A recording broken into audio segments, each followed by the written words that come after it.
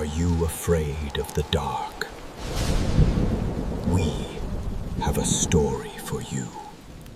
Hey there, everyone. Get comfortable.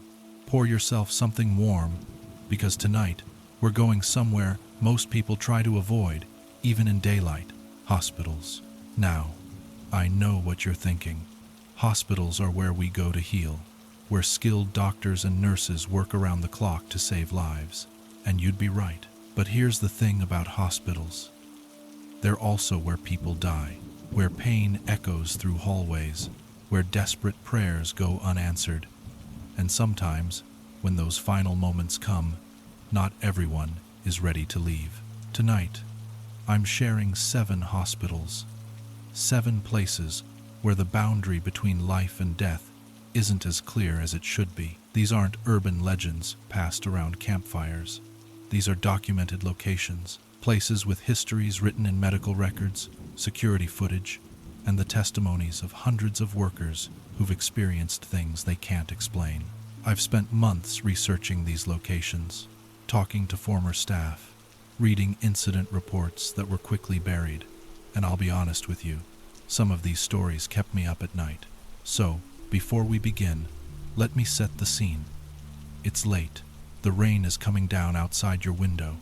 You're safe where you are, but as I tell you about these 7 hospitals, I want you to imagine walking those corridors. Imagine the fluorescent lights flickering overhead, the smell of antiseptic that can't quite mask something older, something wrong underneath. Because in these places, the patients never truly checked out. They're still there, waiting in empty rooms, walking halls that should be deserted. And the people who work there, they've learned not to look too closely into dark corners. They've learned not to ask why certain rooms are always ice cold, even in summer. They've learned that some things are better left unexplained. Are you ready? Good. Let's begin with the first hospital. And I'm warning you now, this one hits different because it involves children. Story 1. Waverly Hills Sanatorium. The year was 1926, Louisville, Kentucky. Tuberculosis was ripping through the population like wildfire. They called it the White Plague, and it was killing more people than any war. The sick were dying faster than they could be buried, and the city was desperate for solutions. That's when Waverly Hills Sanatorium opened its doors. It was built on a hill, isolated from the city. The theory was that fresh air, sunlight, and isolation would help cure tuberculosis. What they didn't advertise was that Waverly Hills wasn't really a place you went to get better.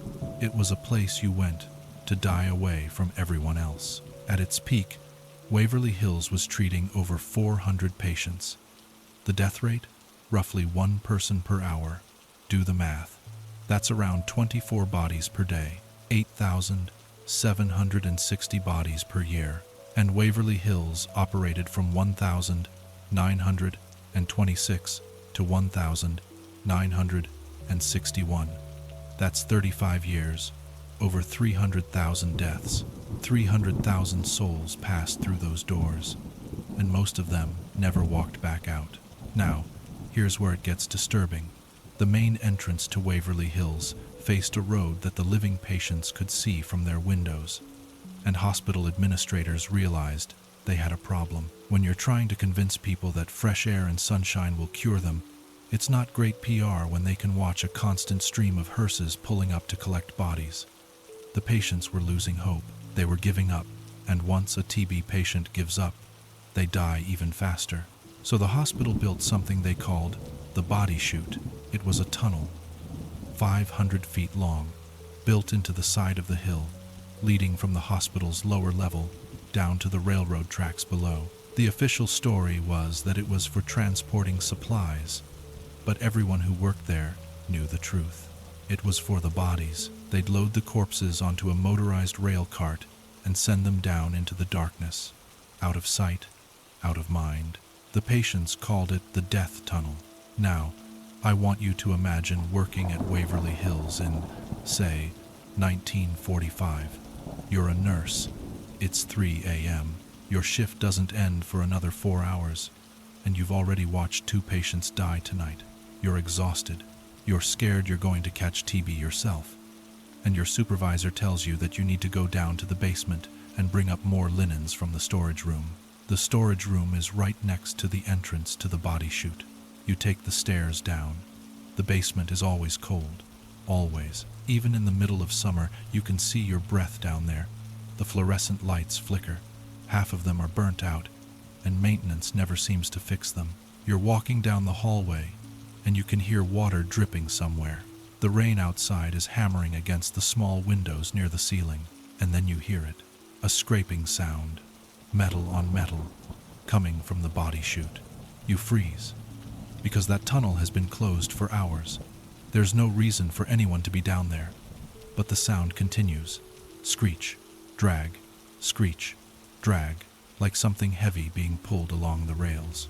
Your hand is shaking as you shine your flashlight toward the chute entrance. The gate is closed, but through the metal bars, you can see into the darkness of the tunnel. And then you see it. Movement. A shadow, darker than the surrounding darkness, moving up the tunnel, moving toward you. You should run. Every instinct is screaming at you to run. But you can't move. You're frozen, watching this shape slowly emerge from the body chute. And as it gets closer, you start to make out details. It's a person, or it was. The skin is gray. The hospital gown is stained with something dark. And the eyes, oh God, the eyes are open, but there's nothing behind them. Just empty sockets, staring at nothing. The figure reaches the gate. Its hands wrap around the bars, and it opens its mouth. But no sound comes out. Just this awful, rattling breath, like lungs filled with fluid trying to draw in air. And then, just as suddenly as it appeared, it's gone, melted back into the shadows of the tunnel. You're left standing there, shaking, your flashlight beam dancing across empty concrete.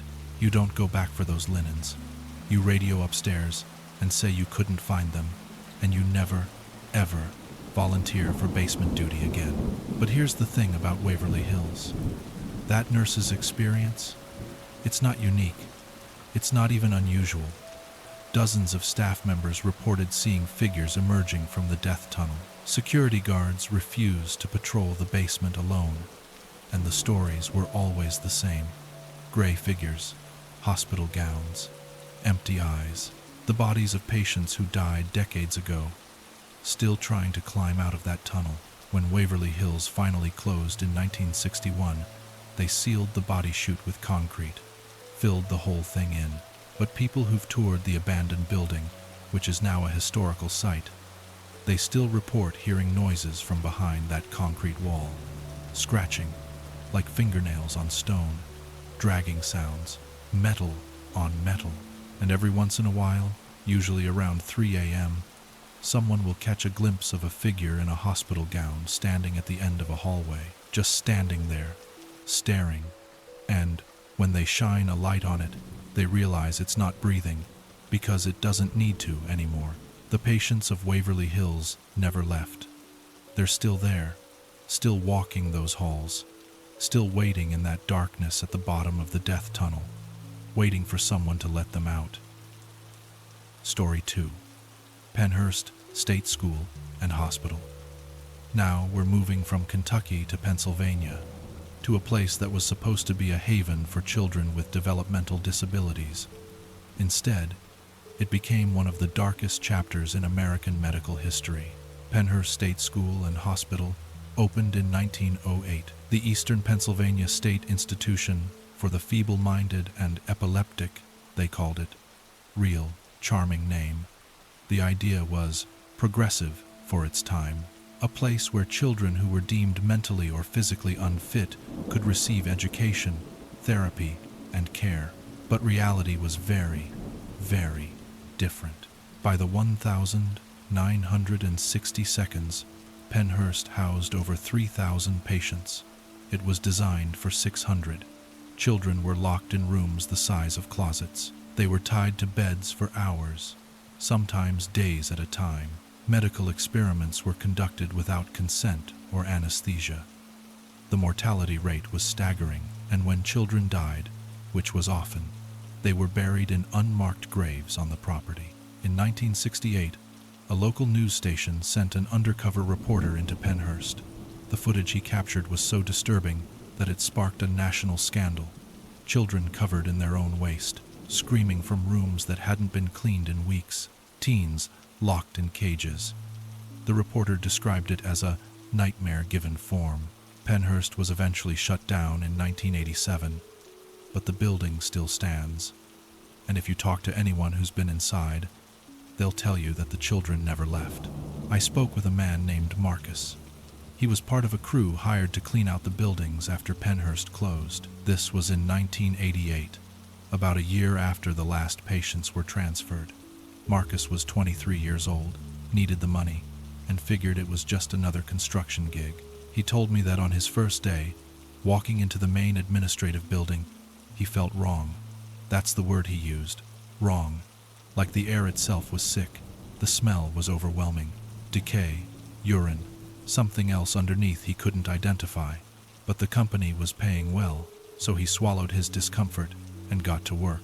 His job was in the Mayflower building. That's where they'd housed the most severe cases. Children who couldn't walk, couldn't speak, couldn't feed themselves. The building was 3 stories tall, and each floor was a maze of small rooms with barred windows and heavy metal doors. Marcus was on the 2nd floor, cleaning out one of the patient rooms. It was late afternoon. Rain was coming down hard outside, hammering against the windows. The lights in the building kept flickering. The power was spotty at best. He was sweeping debris into a garbage bag when he heard it. A child laughing. Not unusual, right? Sound carries in old buildings. Maybe some kids from the neighborhood were playing outside. But then he realized the laugh was coming from inside the building, from down the hall. Marcus stepped out into the corridor. The hallway stretched in both directions, doors on either side. Every single door was open. They'd propped them all open to help with ventilation, and he could see into every room from where he stood. They were all empty, but the laughing continued. A child's voice, high-pitched, delighted, like a kid playing hide and seek. "Hello," Marcus called out. His voice echoed. No response, just that laughing, bouncing off the walls, impossible to pinpoint. And then he heard footsteps, small feet, running. The sound moved past him, down the hall toward the stairwell. He spun around, but there was no one there, just empty hallway. Marcus told me he should have left right then, should have walked out and never come back.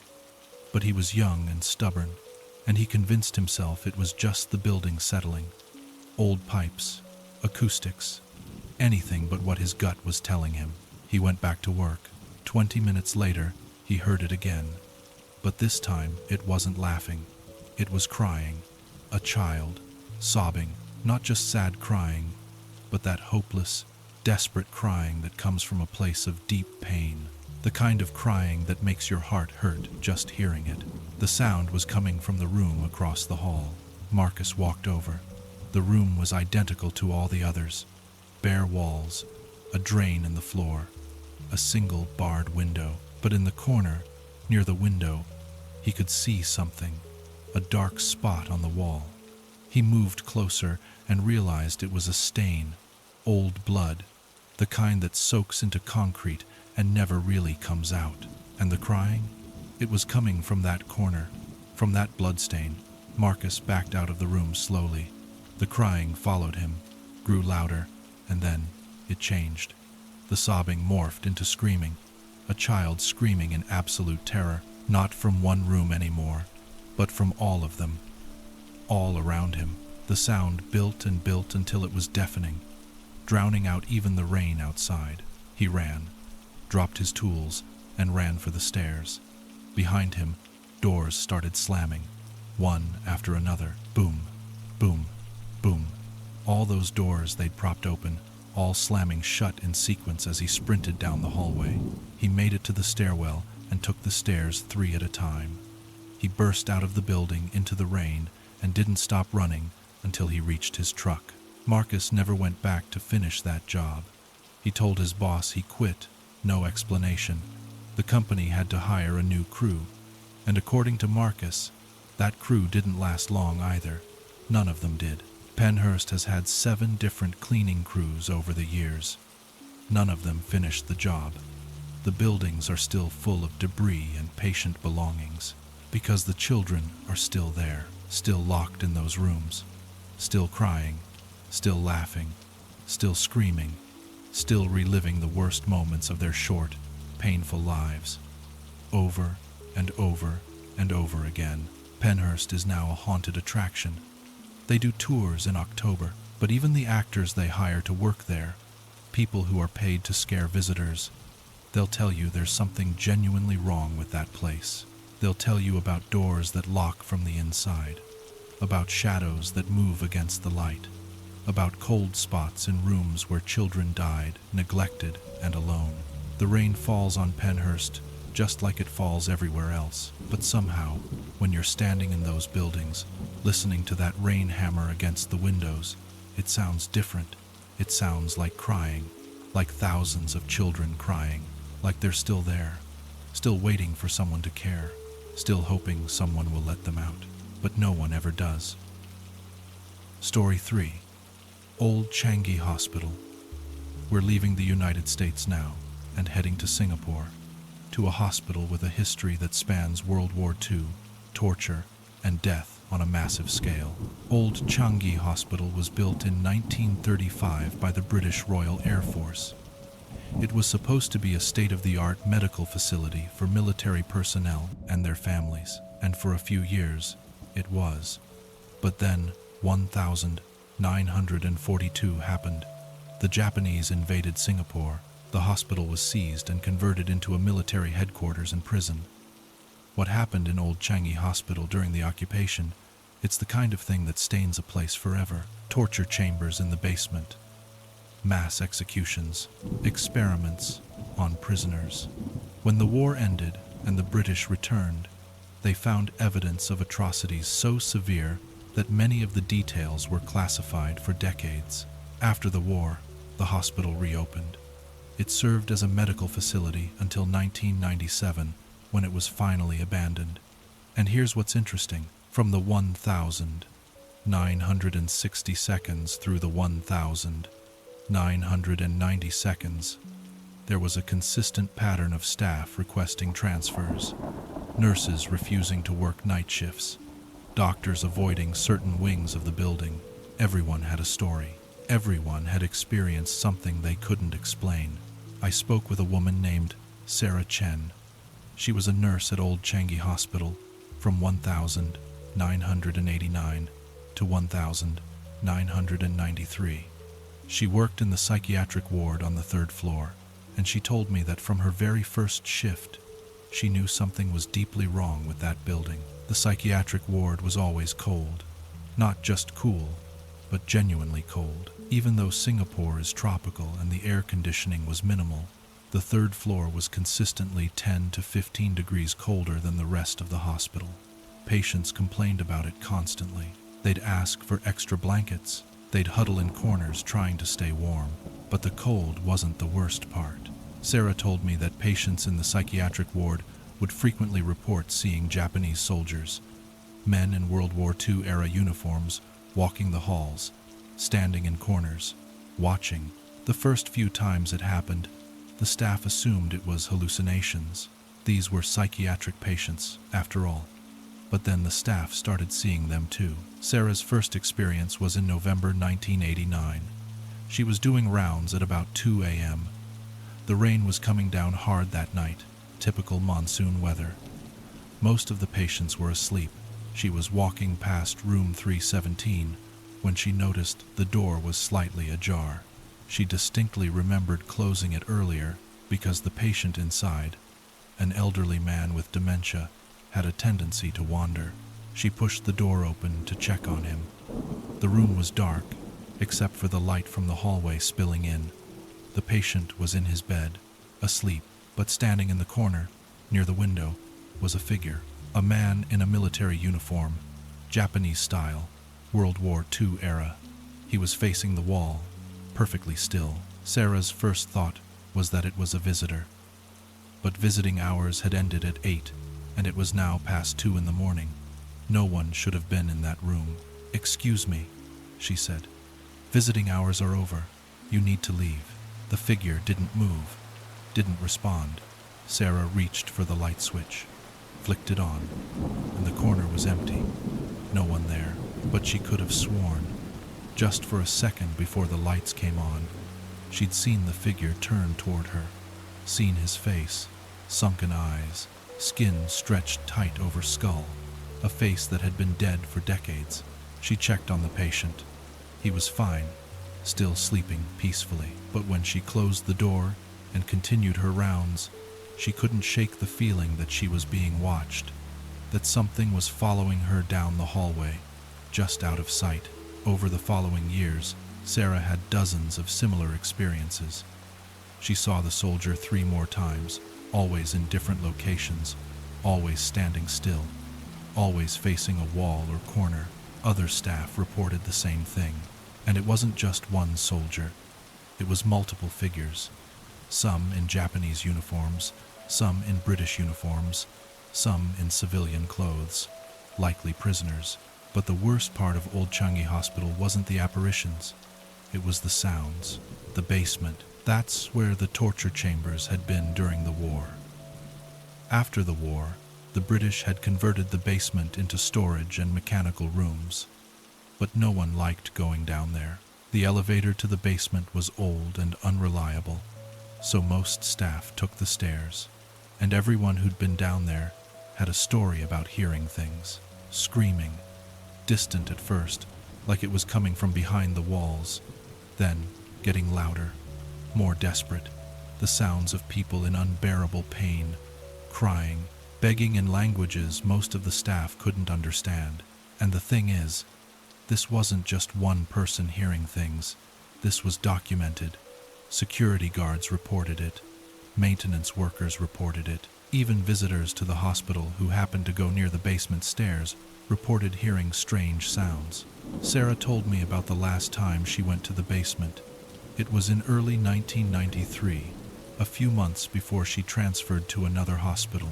A piece of equipment had broken on the 3rd floor, and she needed to grab a replacement from the basement storage room. She took the stairs down. Each flight seemed colder than the last. By the time she reached the basement level, she could see her breath misting in the air. The hallway stretched out in front of her, lit by flickering fluorescent lights. The rain outside was muffled down here, but she could hear water dripping somewhere. The storage room was at the end of the hall. She walked quickly, her footsteps echoing, and that's when she realized she could hear other footsteps behind her, matching her pace. When she walked faster, they walked faster. When she stopped, they stopped. She turned around. The hallway was empty, but the footsteps continued, and now they were in front of her, coming from the direction of the storage room. She could hear them clearly. Boots on concrete. Multiple people, marching in formation. She froze.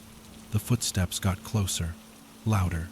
She should have been able to see whoever was making them, but the hallway remained empty. Just those sounds, getting closer and closer, and then they stopped. Right in front of her. She was standing there, shaking, staring at empty air. And she felt it. A presence. Multiple presences. Surrounding her. She couldn't see anything, but she knew they were there. She could feel their eyes on her, could feel their anger, their pain, their confusion. The temperature dropped even further. Her skin broke out in goosebumps, and then she heard it. A whisper, right next to her ear, speaking in Japanese. She didn't understand the words, but the tone was clear. A warning, or a threat. Sarah ran, forgot about the equipment, took the stairs 2 at a time, back up to the 3rd floor. She submitted her transfer request the next day. Old Changi Hospital closed permanently in 1997. The building still stands, abandoned and decaying.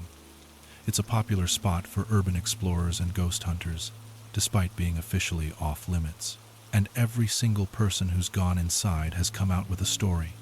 Figures in the windows, faces in mirrors, screaming from the basement, the smell of rot and death that appears and disappears without explanation. The rain still falls on old Changi Hospital, and when it does, people who live nearby say they can hear it, screaming, echoing out from that abandoned building, the voices of people who died in torture and pain, who never received justice, who never received peace.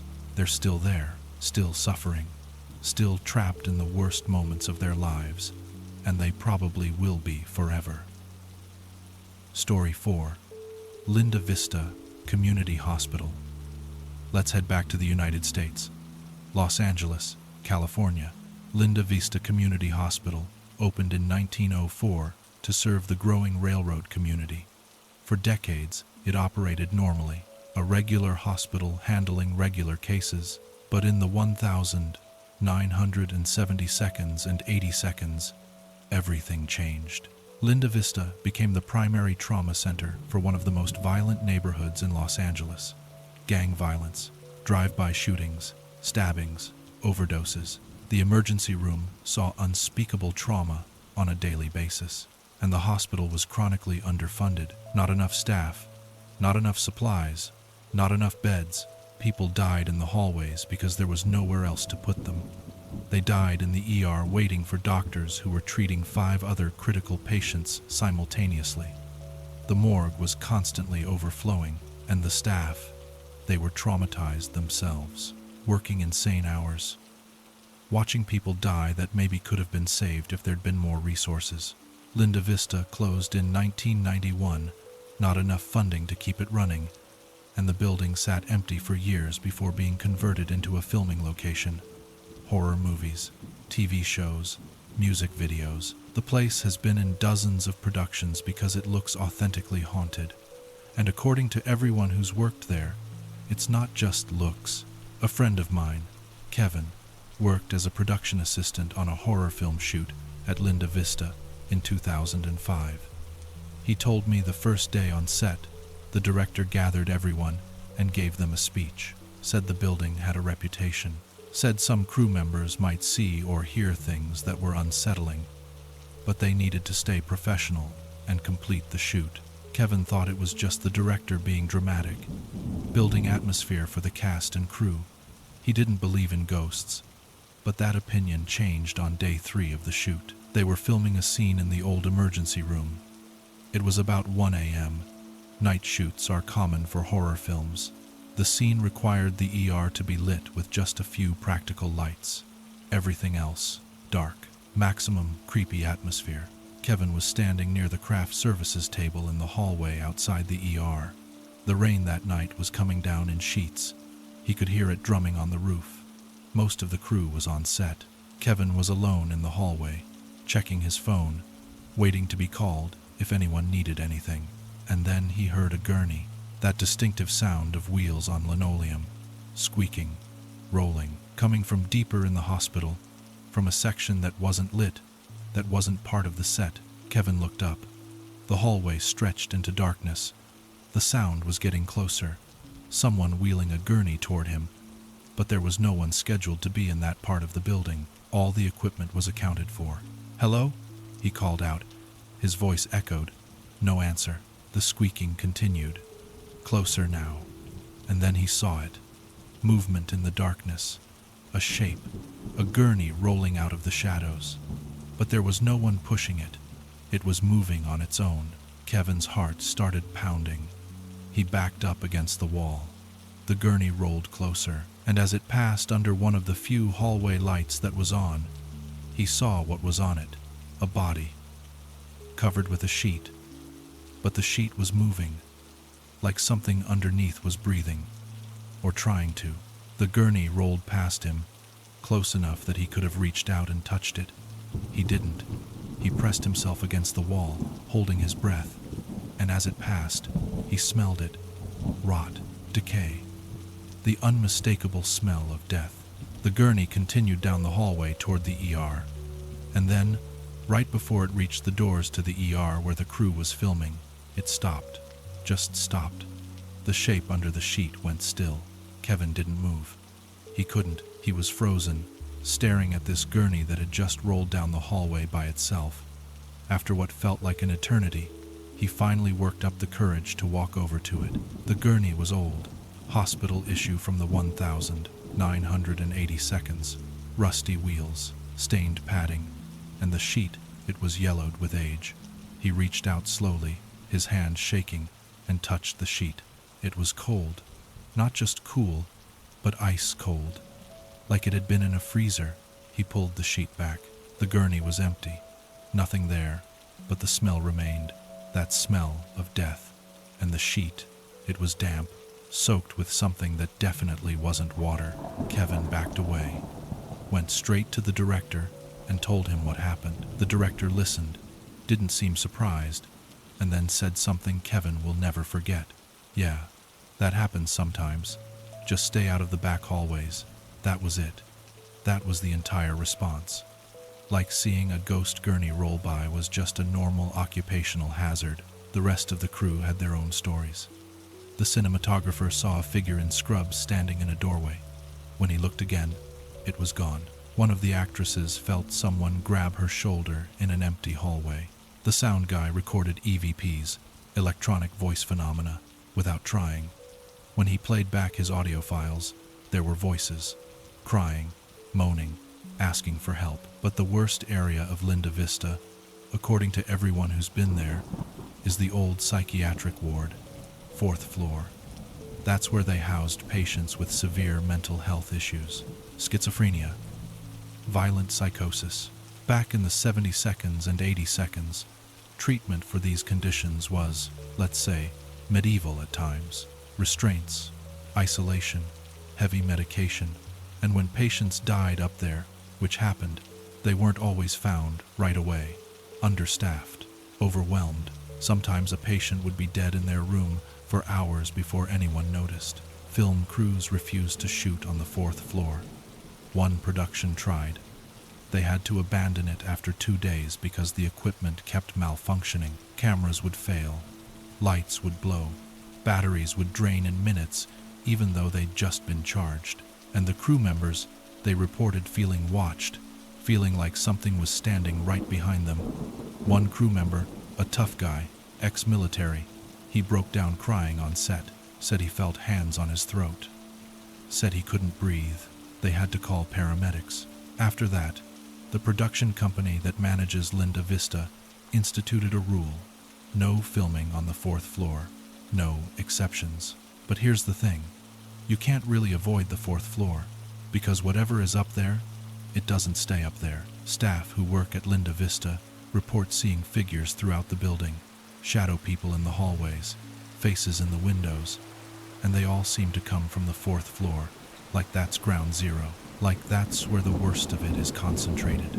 Kevin told me he'll never work at Linda Vista again. He's done plenty of other location shoots, other horror films in creepy buildings, but Linda Vista is different. He said it feels hungry, like the building is feeding on fear and pain, like it wants more. And maybe he's right. Because Linda Vista is still being used for film shoots, still bringing in crews who don't believe, crews who think it's all just Hollywood myth, and those crews leave changed, leave knowing that some places, some buildings, they're not empty, they're never really empty. The rain falls on Linda Vista just like it falls everywhere in Los Angeles. But inside that building, in those dark hallways, in those silent rooms, you can hear other sounds. Gurneys squeaking, monitors beeping, people crying, people dying, because the patients never left. They're still being treated, still waiting for doctors who will never come, still trapped in a building that's been closed for over 30 years, still there, still suffering, still unable to rest. Story 5. Beechworth Asylum. Now we're traveling to Australia, to the small town of Beechworth in Victoria. Population 3,000. Beautiful historic town. Lovely place to visit. Except for the asylum on the hill. Mayday Hills Lunatic Asylum, later renamed Beechworth Asylum, opened in 1867. It was one of the largest asylums in Australia, housing over 1,200 patients at its peak. And like most psychiatric facilities of that era, the treatments were barbaric. electroshock therapy without anesthesia, lobotomies, ice baths, isolation. Patients were restrained in straitjackets for days, locked in padded cells, and the mortality rate was staggering. Over 9,000 people died at Beechworth during its 128 years of operation. That's more than 70 deaths per year, more than one death every week. The asylum closed in 1995. Parts of the building are now used for tourism, ghost tours mostly, but large sections remain abandoned. And the stories that come out of Beechworth, they're consistent, they're detailed, and they're terrifying. I spoke with a woman named Rachel. She worked as a tour guide at Beechworth from 2008 to 2012. She gave ghost tours 3 nights a week, and she told me that when she first started, she was a skeptic, thought the ghost stories were just marketing, fun, spooky tales to entertain tourists. That changed fast. Rachel's first supernatural experience happened during her second week on the job. She was leading a group of about 15 tourists through the women's wing. This was the section of the asylum where female patients had been housed. The tour route took them through the day room, the dormitories, and the isolation cells. They were in the day room. Rachel was explaining how patients would spend their days here, often just sitting and staring at walls because there was no real treatment, no therapy, just warehousing of people society didn't know what to do with. And mid-sentence, she heard a woman scream, not from her tour group, from deeper in the building, a piercing, desperate scream, the kind that makes your blood run cold. The tour group heard it too. Everyone froze, and then the scream came again, louder, closer, and it was moving, traveling through the walls like someone was running through rooms that were on the other side of the tour route. Rachel's training kicked in. She told the group to stay together, stay calm. It was probably just building, settling, or wind through broken windows. But she didn't believe that, and neither did they. The screaming continued for another 30 seconds, and then stopped abruptly. Just silence. No fade out, no trailing off. Just there, and then gone. One of the tourists, an older man, asked if that was part of the show, if Rachel had planted speakers to enhance the spooky atmosphere. She told him no, they didn't use any audio effects. What they'd heard was something else. The tour continued, but the mood had changed. Everyone was nervous, jumpy, and Rachel herself was shaken. She'd heard stories from other guides about screaming in the women's wing, but she'd assumed they were exaggerating, making it more dramatic than it really was. She wasn't so sure anymore. Over the following years, Rachel heard that scream dozens of times. Different tours, different nights, but always in the women's wing. And it was always the same, a woman's voice, terrified, desperate, running from something. But the screaming wasn't the worst thing about Beechworth. The worst thing was Room 13 inches, the men's wing. Room 13 had a history. A patient named James had been housed there in the 1,930 seconds. He was violent, unpredictable, and spent most of his time in isolation. One night, James died in that room. The official report said heart failure, but the staff at the time, they whispered about bruises on his body, about restraints that had been pulled too tight, about guards who maybe got too rough during one of James's episodes. Whatever the truth, James's presence never left room 13. Tour guides refused to enter that room, not because they were told not to, but because every single guide who'd tried had experienced something. The door would slam shut behind them. The temperature would drop. They'd feel hands pushing them, shoving them toward the walls. Rachel avoided room 13 for her first year. She'd walk her tour groups past it, point it out, tell the story, but never go inside. Other guides had warned her, and she'd heard enough stories to take those warnings seriously. But then one night, a tourist challenged her. Said if the room was really haunted, why didn't she go in? Said she was hiding behind stories. Making it all up, Rachel's pride got the better of her judgment. She told the group to wait in the hallway. She'd go into room 13 and prove there was nothing to be afraid of. She opened the door.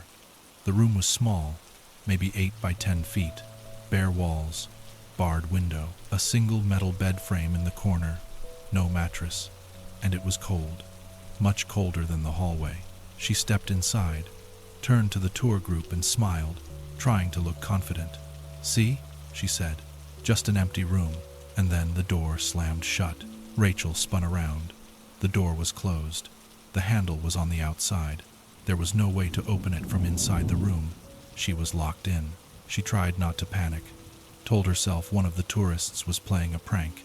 She called out, asked them to open the door, but when she put her ear against it, she couldn't hear anything. No laughter, no voices. It was like the tour group wasn't there anymore. The room got colder. Her breath misted in the air. And then she felt it. A hand on her shoulder. She screamed, spun around. No one there. But the sensation remained. A weight on her shoulder, fingers pressing into her skin. And then she felt it move, the hand sliding from her shoulder down her arm. She could feel each finger distinctly, could feel the pressure. But when she looked down, there was nothing there. She hammered on the door, screaming for someone to let her out. And finally, after what felt like an eternity but was probably only a minute, the door opened. The tour group was standing there, looking confused. They said the door had just swung shut on its own. They'd tried to open it immediately, but the handle wouldn't turn, like it was locked from the inside. Rachel stumbled out of room 13. Her shoulder ached where she'd felt the hand, and when she got home that night and looked in the mirror, she had bruises, 5 distinct bruises, like fingerprints, on her shoulder and upper arm. She never entered room 13 again, never even walked close to it. She'd take her tour groups down a different hallway to avoid it, but other guides weren't so careful, or so lucky. One guide was pushed so hard in room 13 that he fell and broke his wrist. Another guide reported being grabbed by the throat. She had red marks on her neck for 3 days. Eventually, the asylum made a rule. Room 13 was off limits. Guides weren't to enter under any circumstances. The door was kept locked, but locking the door didn't solve the problem, because whatever is in room 13, it's not contained there. Guides report seeing a man in the hallways, tall, gaunt, wearing patient clothing from the 1932 era. He appears for a moment and then vanishes. And whenever he's seen, strange things happen. Equipment malfunctions. People feel dizzy, nauseous. The temperature drops. Rachel told me that in her 4 years at Beechworth, she saw that figure 3 times, always from a distance, always in her peripheral vision. But she knew who it was. She knew it was James, and she wasn't the only one. Multiple guides, multiple security guards, even tourists have reported seeing him. Always the same description, always the same clothing. A patient who died over 90 years ago, still walking the halls of the asylum that kept him prisoner. Beechworth is still operating tours, still bringing people through those buildings. And the stories keep coming. New guides, new experiences, all variations on the same themes. The rain falls on Beechworth Asylum, just like it falls on the rest of Australia. And when it does, the building seems to come alive. The sounds intensify. Footsteps, voices, crying, screaming, like the rain wakes something up, reminds the patients of rainy days when they were alive, staring out barred windows, watching water stream down glass, wishing they were anywhere else. But they never got to leave. And even in death, they're still there, still trapped, still reliving their worst moments, still waiting for someone to set them free, and no one ever will. Story 6. Aradale Mental Hospital. Staying in Australia, let's move to another location in Victoria. Aradale Mental Hospital, formerly known as Ararat Lunatic Asylum. It opened in 1865, just 2 years before Beechworth. And if you thought Beechworth was bad, Aradale was worse. Aradale was massive. At its peak, it housed over 1,000 patients on a sprawling campus. And the stories that come out of Aradale make Beechworth look tame in comparison. We're talking about documented abuse on a scale that's hard to comprehend. Patients beaten regularly, locked in cages, chained to walls, experimental treatments that amounted to torture, and the death toll? Over 13,000. 13,000 people died at Aradale between 1,865 and 1,993. That's more than one death every single day for 128 years. Many of the bodies were never claimed by family. They're buried on the property in unmarked graves, hundreds of graves, just numbers on a ledger, no names, no recognition of the lives they lived or the suffering they endured. Aradale closed in 1993, and like Beechworth, parts of it are now used for tourism. But Aradale has a darker reputation. The tours are more extreme. They offer overnight paranormal investigations, lock people in the building after midnight, and according to everyone who's done it, spending the night at Aradale is not for the faint of heart. I spoke with a man named Tom. He participated in an overnight paranormal investigation at Aradale in 2015. He's a paranormal enthusiast, has done investigations at dozens of allegedly haunted locations across Australia and internationally. He's seen some strange things, had experiences he can't explain. But Aradale, he told me, was on a different level entirely. The overnight investigation started at 10 p.m. There were 12 participants plus 2 guides. They were given the run of the main asylum building. The guides told them which areas were off limits for safety reasons, then essentially left them to explore. Tom's group decided to start in the worst place possible, the basement. Aradale's basement was where the most violent patients were housed, the ones deemed too dangerous for the general population. It was also where electroshock therapy was administered, where hydrotherapy, basically waterboarding, was performed, where patients were restrained and left in the dark for days or weeks at a time. The basement at Aradale is a maze. Narrow corridors connecting small rooms, low ceilings, no windows. The only light comes from whatever flashlights or lanterns you bring with you, and the air down there, Tom said it was oppressive, thick, like breathing in dread. His group of 4 made their way carefully through the corridors. They had EVP recorders running, hoping to capture voices, cameras recording video, EMF meters to detect electromagnetic anomalies. They entered a room that had been used for hydrotherapy. There was a large tub in the center, rust-stained and cracked. Metal restraints hung from the walls. This was where they'd hold patients underwater until they nearly drowned, then pull them up, let them breathe, and do it again. The idea was that the shock would reset their brain. In reality, it was just torture. Tom was examining the restraints when his EMF meter started going crazy. The device measures electromagnetic fields, and typically, old buildings have baseline readings from wiring and such, but Tom's meter was spiking, jumping from normal to off the charts and back again, erratic, no pattern. And then his flashlight went out, just died. Fresh batteries, but dead. One of the other people in his group, a woman named Claire, her flashlight died at the exact same moment. They were plunged into darkness. Tom fumbled for his phone to use it as a light, but before he could get it out, they heard it, splashing, water sloshing, coming from the tub, but the tub was empty, bone dry, had been for decades. No water, no plumbing connected to it anymore, but they could hear it clearly, water splashing, and then gasping, someone gasping for air, choking, desperate. The sounds intensified, multiple people now, all gasping, choking, drowning. The room was filled with the sounds of people dying in that tub, and underneath it all, laughter, cold, cruel laughter. The people administering the treatment, enjoying it. Claire started crying. She wanted out, wanted to leave the room immediately, but when they tried to find the doorway in the darkness, they couldn't. The room wasn't that big. The door should have been easy to find.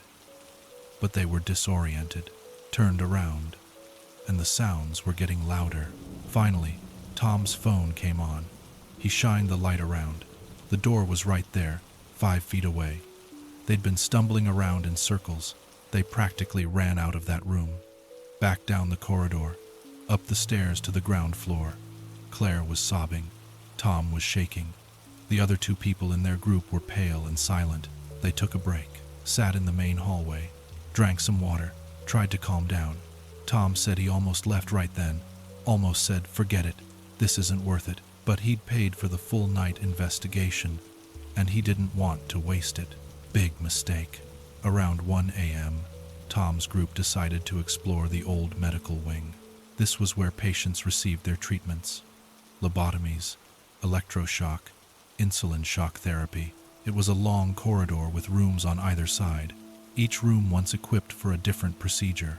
They were walking slowly, checking each room.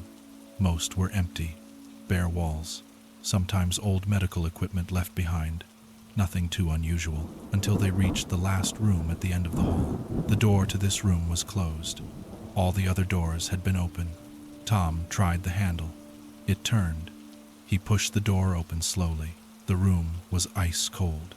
He could see his breath immediately, and unlike the other rooms, this one wasn't empty. There was a medical table in the center, metal, rusted, and on the walls were photographs, dozens of them, all black and white, all patients, before and after shots, showing the results of lobotomies. Tom looked closer at one photograph. A young woman. Before, scared eyes but alert. After, vacant stare, drool on her chin, no spark of consciousness left.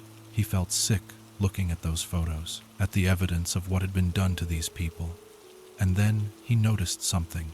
One of the photographs was moving, not physically moving. The photograph itself was still, but the image in it, the person's face, the eyes were moving. Following him, Tom backed up, looked at another photo. Same thing. The eyes were moving, tracking his movement across the room. He looked at a third photo, fourth, fifth, all of them. All the eyes and all the photographs were moving, watching him. Claire screamed. Tom spun around. She was pointing at the medical table. There was someone on it, a figure, translucent, flickering like a bad projection. A man in a patient gown, strapped to the table, and his head, oh God, his head was open. They could see inside, see where the lobotomy had been performed, see the damage, see the horror of what had been done to him. The figure started convulsing, seizing, like he was experiencing the procedure all over again. And he was screaming, a sound that didn't come from his throat but seemed to come from the room itself, from the walls. A scream of absolute agony and terror. Tom and his group ran. Didn't close the door, didn't look back, just ran down the corridor, down the stairs, out the main entrance into the courtyard. They were done. Investigation over.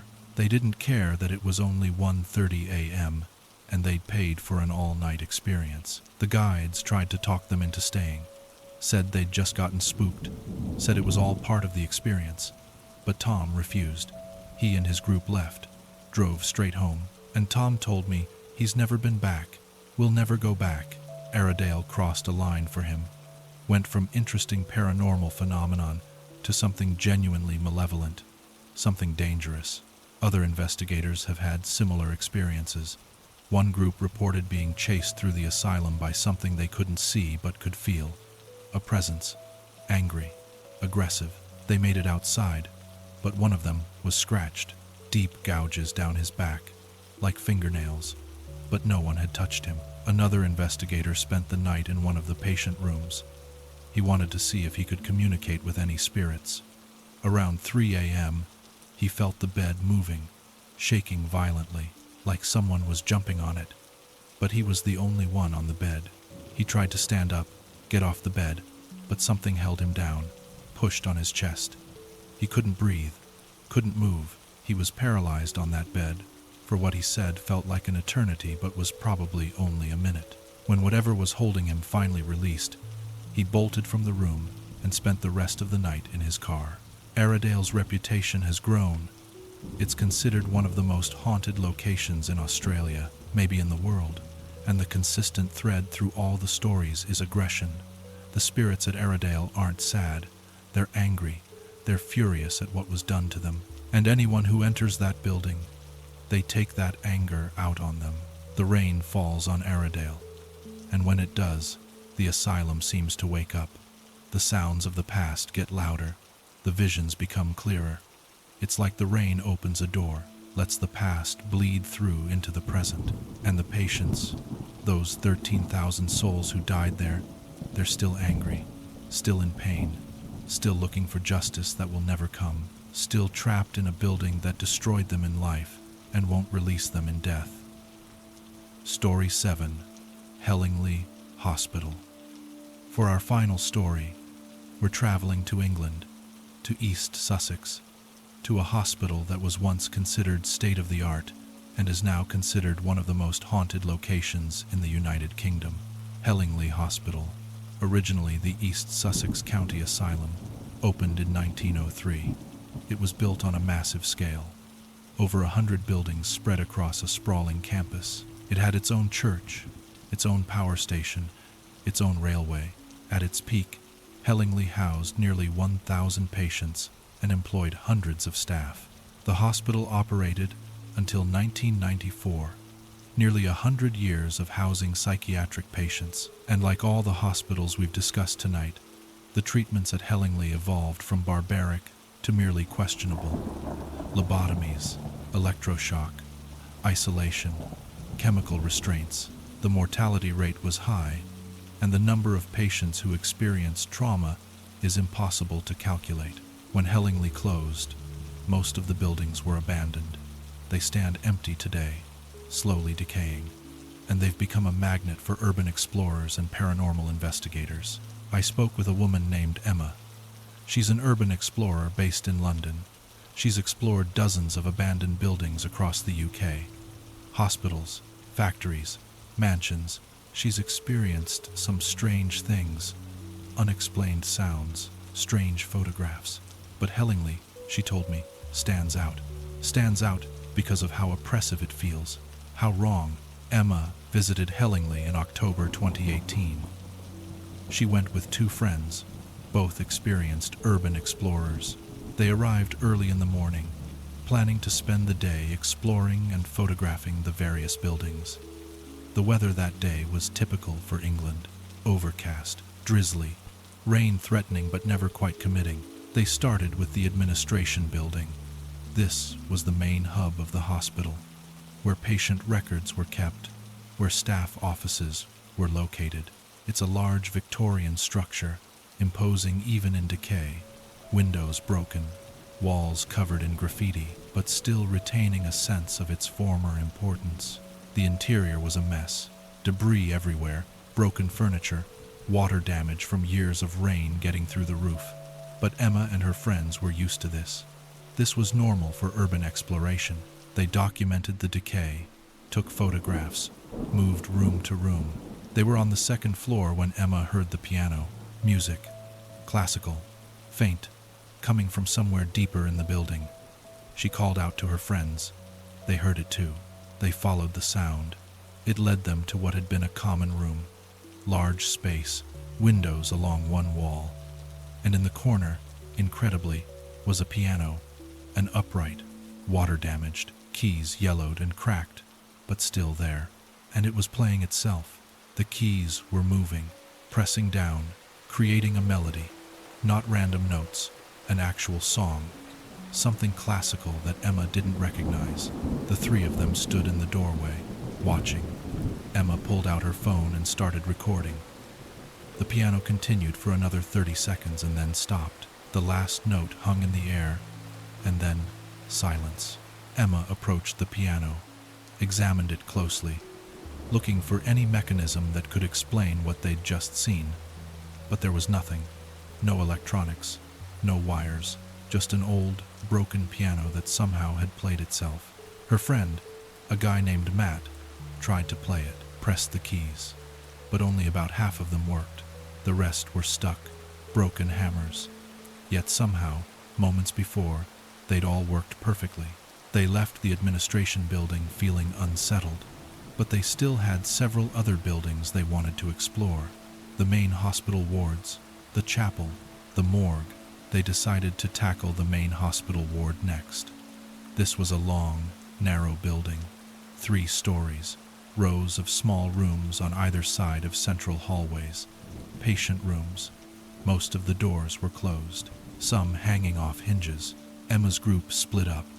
Emma took the first floor, Matt took the second.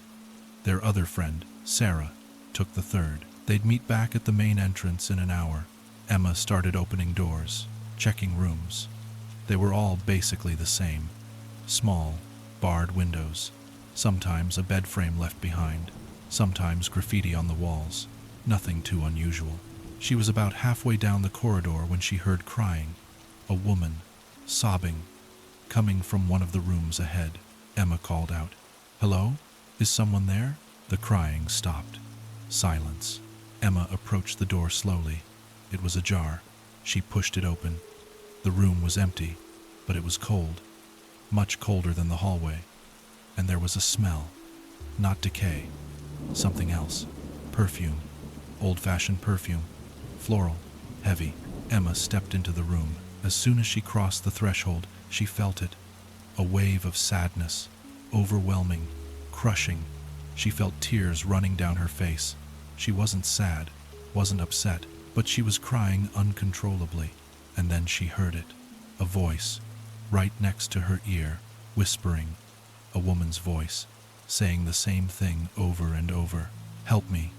Please help me. Help me. Please help me." Emma stumbled backward out of the room. The moment she stepped into the hallway, the feeling vanished. She wasn't sad anymore, wasn't crying. It was like a switch had been flipped. She radioed Matt and Sarah, told them she was heading back to the entrance. She'd had enough. But when she tried to leave, she got turned around. The corridor was straightforward. Should have been impossible to get lost. But somehow, she ended up walking in circles. Every time she thought she was heading toward the exit, she'd end up back in the same spot, near the room where she'd heard the crying. Finally, after 10 minutes of frustration, she saw Matt coming down the stairs. He'd heard her on the radio and come to find her. Together, they made it back to the entrance. Emma told Matt what she'd experienced. He believed her. He'd had his own strange experience on the second floor. A door had slammed shut in front of him. He'd tried to open it, but it was jammed. He'd put his shoulder into it, forced it open, and the room on the other side was empty. No reason for the door to have slammed. No wind, no mechanism. Sarah came down a few minutes later. She looked pale. When they asked what happened, she said she'd seen someone, a man in a white coat, doctor's coat, standing at the end of the third-floor hallway. She'd called out to him, thinking it was security or another urban explorer, but he'd just turned and walked through a wall, just walked through it like it wasn't there. They decided to leave. Forget about the chapel and the morgue. Hellingly had made its point, but as they were walking back to their car, Emma looked back at the main hospital ward, and she saw them. Faces in the windows, dozens of them, different windows, different floors, all looking down at her. She grabbed her phone to take a picture, but by the time she raised it, the faces were gone, just empty windows. Emma hasn't been back to Hellingly. Neither have Matt or Sarah. They've talked about it a few times, discussed whether they should try again, but every time they consider it, something stops them.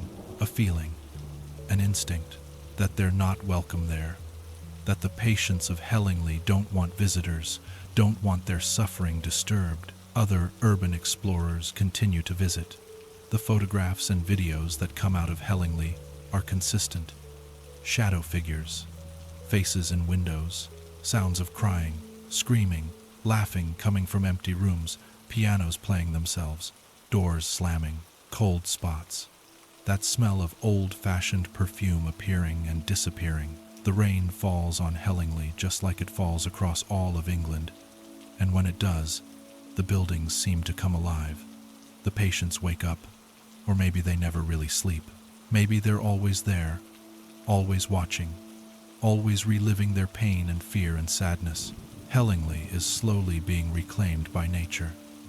The buildings are collapsing, being demolished, but even as the physical structure disappears, the stories persist. The experiences continue, because the patients aren't tied to the buildings, they're tied to the land, to the place. And even when the last brick crumbles, they'll still be there, still trapped, still suffering, still unable to move on. Closing.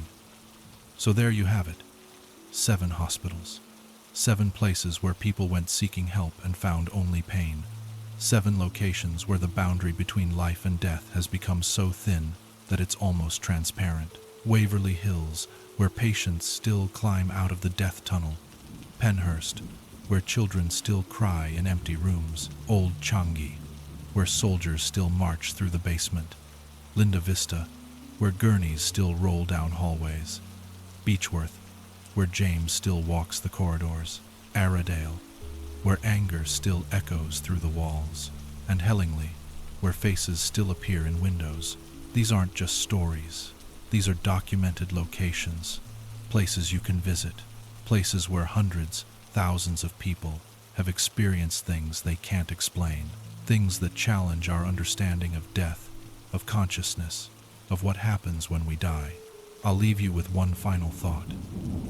Hospitals are supposed to be places of healing, but they're also places where the worst of humanity's suffering is concentrated. Physical pain, mental anguish, the terror of dying, the grief of watching loved ones die. All of that emotion, all of that trauma, it doesn't just disappear. It soaks into walls, into floors, into the very air. And sometimes, when the conditions are right, when someone is open to experiencing it, that trauma manifests, takes form, becomes something we can see, hear, feel. The patients never left these hospitals. They're still there, still seeking help, still hoping for relief that never comes, and they probably will be there forever. Because some wounds are too deep to heal. Some pain is too great to release. The rain is still falling outside your window. You're still safe where you are. But maybe, next time you pass a hospital, especially an old one, maybe you'll think about what I've told you tonight. Maybe you'll wonder who else is walking those halls, who else is waiting in those rooms. And maybe, just maybe, you'll understand why the people who work in these places, who've seen things they can't explain, why they walk a little faster through certain hallways, why they avoid certain rooms, why they never, ever go into the basement alone. Because they know the patients never really left. Thanks for listening. Stay safe out there, and remember, some places, they're better left undisturbed. Until next time.